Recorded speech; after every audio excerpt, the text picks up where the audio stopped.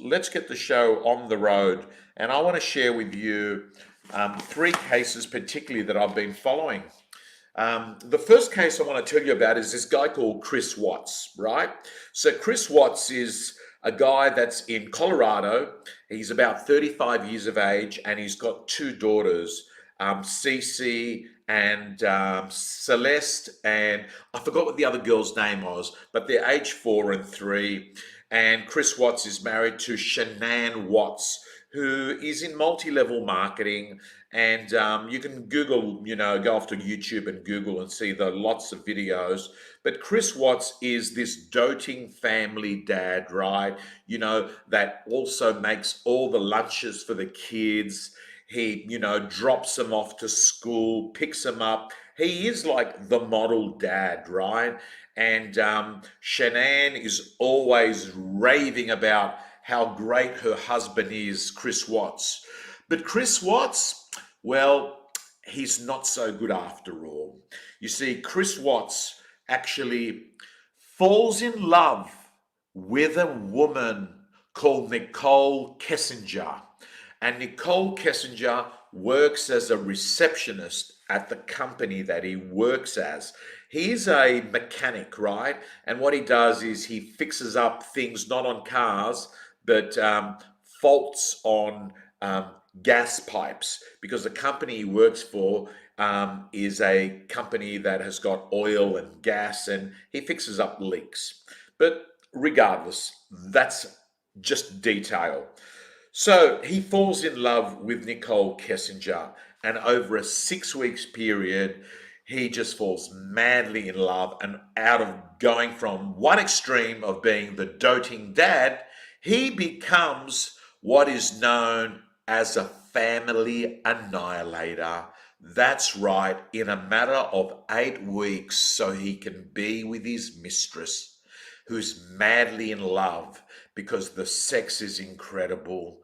And he's been working out and he's lost all this weight, and he's put up all these big muscles, and he's feeling fantastic because Nicole's looking at him and she's pursued him.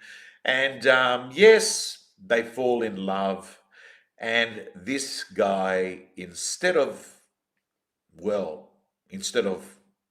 not doing the wrong thing and falling in love with another woman while being married, he actually doesn't take the obvious choice, which is a separation. No, he decides that the cure to all of this, to have a new life, to be able to live in this exciting, passionate life of seduction with Nicole Kessinger, is to actually kill his wife and kill his two daughters. And what he does, he kills them on August the 13th of 2018. And then he buries them. He puts her, his wife, in a shallow grave near where he works, and he buries his two kids. Doesn't bury them, he throws them into oil tanks. So if you ever go past the airport and you see those big oil tanks, he throws the two daughters into that. I know it's just hard to actually process a father would do that to his kids, to his wife, to anyone really. So what happens is there's an interrogation 3 days later because the cops suspect him. And this is what's going to lead me to my rant. Watching these interrogators, watching the investigation in a room is just like watching poetry in motion. How these guys, these FBI negotiators, elicit a confession over 2 days, roughly about 8 hours of interviews with him, to eventually he breaks and he confesses, right? So that's case number one. Case number two is about Russell Williams. Now, Russell Williams is another one that case in an hour and a half, the investigator got a confession that this guy had killed two women. Now, what was Russ? Russ was another guy who had everything going for him, prim and proper. In fact, a colonel in the Canadian Air Force, in fact, had flown presidents around. One of the most respected military people in Canada. His name is Russell Williams. But Russ, well, he's got a fetish. He likes to break into people's homes and wear ladies' underwear. Yes, Russ, while on the surface, he's the military man flying presidents. At night, he's got a side hustle, breaking in to people's homes, women particularly, and wearing female underwear and taking photos of himself. But it actually goes a little bit too far, and he kills 2 women in the process as well. So that's the Russell Williams. And again, in 1 hour, how these guys got a confession is incredible. Why am I sharing these stories with you? You'll see in a moment the psychological techniques that are being used by these FBI interrogators are things that we in sales, whether we're in real estate, mortgage broking, any sales industry, are using unconsciously. And these guys are actually doing it live, and you can watch these on YouTube, and you think to yourself, wow, he's doing that there. And today I'm going to be doing an essay or an autopsy on the techniques. And then case number 3 is Jennifer Pan. She lives in Canada, and she's a 24-year-old girl brought up by Vietnamese parents she's got a tiger mum and a very ambitious father who always wanted her, I think, to become a professional gymnast. And then when that sort of didn't work out, they wanted her to become, I think, a doctor. The typical scenario where you've got the Asian parent, the tiger mum who wants great things of their kids educationally, extra tuition, you get the drill. But Jennifer Pan finds it all too stressful and has got a boyfriend. And he's not the greatest guy in the world, bit of a drug dealer. Anyway, cut a long story short, what she does is decide that she's going to kill her mother and father. And she does organize a hit on him. And the mother dies, the father survives. And she, over 2 sessions in interrogations, eventually cracks. So, guys and girls, let's talk about the techniques. And what I'm going to do is going to start off here and go here and talk about the first technique, which is isolation.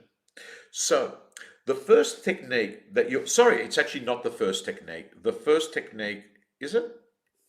Sorry, I've made an error. The first technique is actually the pretext phone call.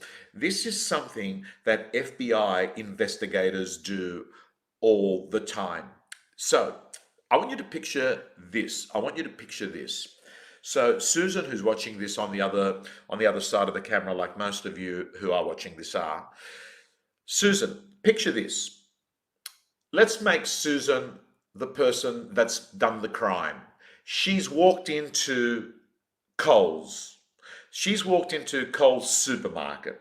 And what she's done is she has shoplifted, right? So picture this. She has shoplifted. And what she's done is she stole $100 worth of goods from Coles. And what has happened now is I'm a copper. And what I do to elicit a confession, this is actually called the pretext call, where what you do and what these cops do, investigators, they ring up and they act in a very assumptive way. And this is how it works. They say, hey, Susan, it's from Ashfield Police Station. I'm just letting you know is that we do know that you've recently gone into Coles at Leichhardt Shopping Centre and you were seen stealing some items. What Coles have asked is for you to call them on 9798 2744. I've made that number up, and that you should apologize to them, right? That's what they want. See, what happens is that Susan believes that they've got enough evidence to convict and that there's not going to be a lot of consequences to the crime, and all they want is an apology. So what happens is Susan says, okay, I'm sorry, I shouldn't have done it, I'll give him a ring now. Presto! Confession! Confession, guys and girls. So this is a technique that is used. It's called the pretext call.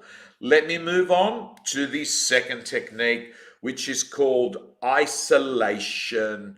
And isolation, my friends, happens when you'll notice. And by the way, we do this in real estate as well. Think about it. Let me give you what cops do. They get you in for an investigation, and the rooms that they always use don't have windows. There's nothing to look out to. You've got nothing to gaze to. And what actually happens is you're trapped in this room. And what they do is they deliberately seat the person accused in the corner of the room. And what they do is that they sit in front of the person, which stops that person from physically in their head think there's no way out. Like, I'm sort of in this room. I'm in the corner of this room. And I've got to tell you that the psychological effect of that is it says to the person, I can't escape from this. The truth has to come out now. I'm blocked. Now, how does this relate to us in business in an extreme way? Well, think about it. If you actually they get you to go into the police station where you're in their environment. Well, I can pretty much tell you, if you were to have a vendor meeting or any business appointment and it's held at your office, you have the power in the relationship. It's called the home ground advantage.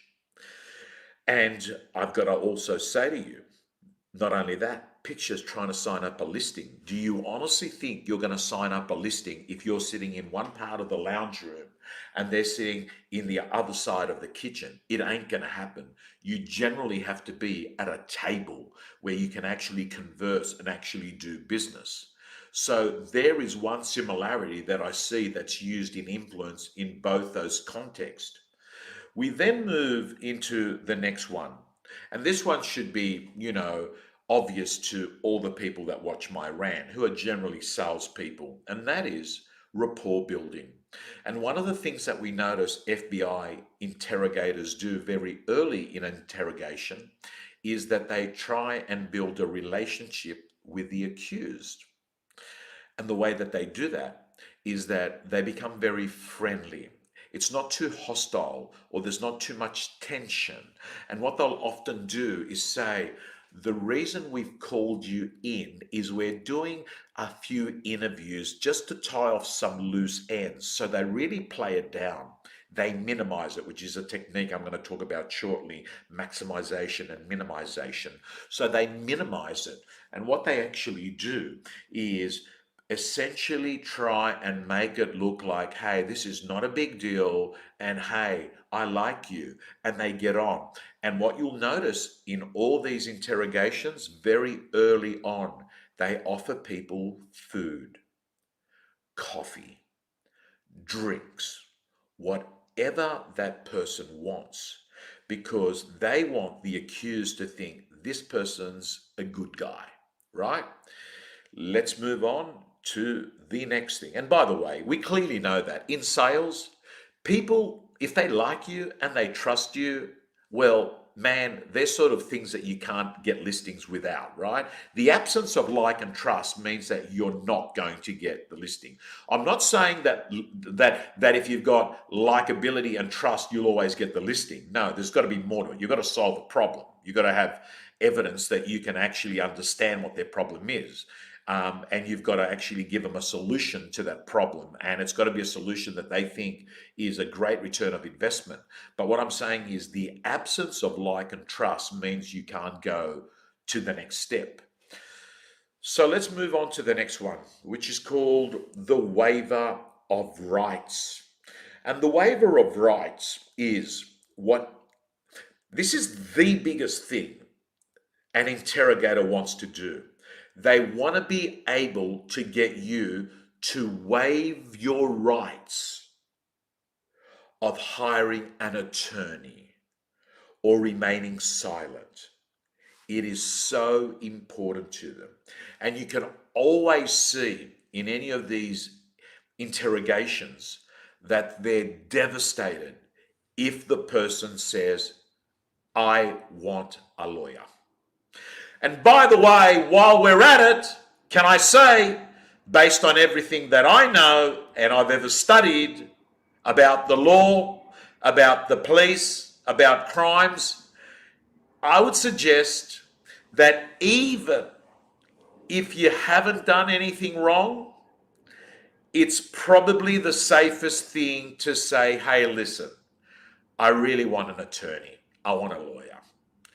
And they're devastated at that because what actually happens is that they can't collect information which they can then use in court to actually prove you guilty. They get devastated. So the ability to get you to waive your rights is a real strong skill set. They need you to sign a piece of paper. And what they'll often do is they've built rapport with you, right? And they've got you to like them, and then they'll minimize the waiver of rights and they'll say, I'm letting you know that it sounds like you really want to have a conversation with me and we can just sort this out and then you can be off on your merry way and life can be good. But I do have to let you know there's this minor detail that you are entitled to an attorney, and if you want, you can remain silent, and what we talk about can be used against you in a court of law, and hopefully we never get to sort of that. So are you happy for us just to have this conversation between us and yourselves regardless? Yeah, okay, great. I just need you to get you to okay this here, and you can see that. So what you'll see is that they minimize how much is actually meant by signing this piece of paper. So in business, think about it. We do that as well. When you think about it, like, I mean, I'm making extreme examples here, but think about it. What do we do in sales? You say to a vendor, hey, I want to let you know this is the authority that's going to give me the okay to start bringing buyers through, right? I don't think salespeople sit there and say, hey, let me pull out my agency agreement. Now, this is a contract that basically says if you sign it, you're stuck with me for the next 3 months. And no matter what happens, even if you're pissed off, you're still stuck with me. Correct. No, they don't say that, do they? They actually sort of say, hey, let's just get this paperwork up and running, and I just need you to okay it here. And this, of course, just allows me the ability to bring buyers through. And if I do, I'm going to get paid a fee at the end. Okay, so what name's it going in? Great, fantastic. Curtains, blinds, light fittings. That is the waiver of rights. Let me move on to the next one. The next technique that they use is open questions. By the way, I hope you're all well. And I want to remind everyone as I'm coming to you tonight, how exciting. The numbers in Melbourne are just getting lower and lower. Nothing breeds failure like success. You become complacent. suffocate the monster. Let's get the show on the road, and that way everyone can be happy, including those that have the conspiracy theory and those that hate Daniel Andrews and everyone in between, because all we know is the minute that Melbourne can be like the rest of Australia, woohoo! We can do whatever we want. We want to go to Bikram, we go to Bikram. We want to play pinball machines, we want to go play pinball machines. We want to go wear girls' underwear like Russ did. Well, you shouldn't do that, whether it's COVID or not. So let's move on to the next thing. Open questions we've spoken about. Where did we get to? Yes. Oh, open questions. Yes, sorry, I didn't talk about that. So open questions is something interrogators do and salespeople do. They don't ask questions that lead to yes, no answers. They ask questions that have what in front of it. How? Why? Well, let me give you an example in sales. By the way, here's a great question for any real estate agent out there that you should ask at a listing presentation. Mr. and Mrs. Vendor, if you selected the perfect agent to market your property and represent you, and things went brilliantly for you from start to finish, could I ask you, what would that look like in your eyes? Bang! How good's that? They're going to give you all this information that then you can actually use as part of your delivery on how you're going to solve their problem, because all of a sudden you know what their problems are and what they like and what they don't like. Because people don't care about you. They care about themselves. So what's your job? Find out what matters to them. Then give it to them. And what happens in an interrogation, guys and girls, is really interesting, because what they do in an interrogation is that they'll ask open-ended questions, often trivial, because what they're doing is, even though they're not getting a confession off the person with those open-ended questions, they're trying to create definite statements that the person is saying, because when they get interviewed by another person later on, they're going to be able to see if there's contradictions to the story. And by asking open-ended questions, the person's got to say more than yes, no.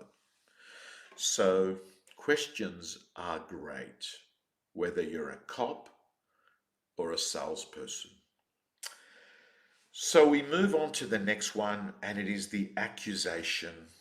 And then all of a sudden, what happens at this point of the interrogation? They take and they put the pressure on. And they sort of, what do? They start squeezing. And they'll actually say, you killed your mother.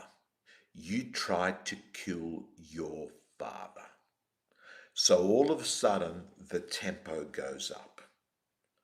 And what they'll say is this, get ready for it. We know that that's happened. What we want to work out is why you did it. So what they do is they say, we've already gone past that. And often, you know what they'll do? They'll have a folder. And in that folder, it'll have the person's name at the front. And in the folder, it will be full. And they'll open it up and there'll be all this correspondence, including CD-ROMs and discs. And what will happen is the accused is going to look at it and they're going to say, wow, that's all the evidence. They've got all this information, right? That's what they'll do. And what happens is, this is another point we're going to talk about in a moment. It's called false evidence. But the accusation is where they turn around and say, hey, we've gone past it. We know you've done this. Now, what we want to do is work out why you did it. So what they're doing is they're not giving the person an alternate option of, whether you did this crime or not. We've gone past that. Like, we've got this file here, right? what they're doing. And you know what they'll often do? Very intelligent. They'll say things like, have you heard of the latest DNA techniques? Like, do you know that they're accurate to 0.001%? Like, they're so good these days, right? And then they'll say things like, I'm sure you wouldn't have a problem with giving us some DNA. And they look at people's responses. So the accusation is where the pressures come up. And then what they do is it's called the no denials. They won't allow someone to deny it. They'll actually cut them off. And the reason why they do this is that they want to let people know that that's not actually an option for you right now, right? That's not an option. And also, here's another strong reason why they don't do it. Because the more a person says that they didn't do it, it makes them harder to later on say they did because the contradiction's too much. Now, I've got to tell you, this happens all the times in sales, right? And that's why I say to an agent, when a vendor says to you, hey, listen, I want to let you know we're not going to sell under, you say, listen, I don't want to know that. What I need to know is I'm going to go out there into the marketplace and to try and get you as much as we can. That's our focus right now. Right? And the reason I say it is often when someone says, we're not going to sell under this figure, what happens is they become psychologically connected to that figure and they find it difficult afterwards to actually go off and do the opposite to what they've said. Example, we're not going to sell under 950, no way, right? What you've got to do is ensure that you don't get caught up having a vendor hooking themselves on a number that they can't retract afterwards. This is called the no denials. And what the interrogators do is that they will stop someone from denying it. They know it's important to stop them because it becomes difficult then to get them to actually do a 180. We then move on to the next technique, and it's called the false evidence. And I'm going to tell you, this is something that I don't like. I don't even like it happening to criminals, and it should definitely not happen in sales, where you create false evidence, where you actually use deception and lies to manipulate people. And the false evidence in an extreme case is when interrogators say to people, hey, listen, we've got the video camera. The video camera is actually got you picking up those stolen goods. The video camera is there. And I've got to say, guys and girls, in sales, what you don't want to do is to actually give false evidence. And what does that look like in real estate? Where you go off and you give people dummy offers, right? That's an example of false evidence. Or as a salesperson that goes to a listing presentation and says, I've got these 5 buyers that will buy your house. Like, you don't know. At best that they could be interested in it, right? But you've got no certainty that they're going to buy it. That is what we mean by false evidence. But this is something interrogators do. By creating the false evidence, they are allowing people to realize, shit, I'm now busted. There's no way out. We then move on to the second last one, and that is the themes. And this is one that will be known to people, and it's called good cop, bad cop. This is where they have 2 interrogators, and what happens is you've got one that is building rapport, one, and the theme here, and this to me is one of the most important parts of today's conversations. Oops.